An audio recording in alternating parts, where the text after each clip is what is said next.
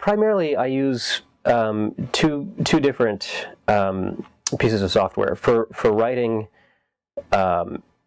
For writing music, for sequencing, I use Cakewalk's Sonar software, and a lot of times I use it for recording audio as well. I think that the audio engine is pretty great, especially now with the 64-bit compatibility, which started with Sonar 4.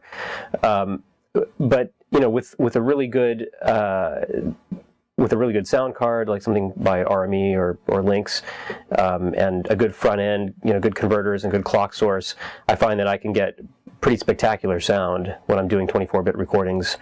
And of course, Sonar is a great MIDI sequencer and VST instrument host, and it does a variety of things. I also do have a Pro Tools HD rig, which is also great, and I don't necessarily see Sonar and Pro Tools as being, for me, they're not necessarily competitive products. They're sort of complementary products. I think one of the reasons I like using Pro Tools is I do like the way it allows me to edit and splice and do sort of post-production type stuff. Not so much for music composition, but rather for after the material has been recorded. But also, I do a lot of, in addition to working here in my studio, I do a lot of recording with at scoring stages around town, especially when I need to record a large orchestra.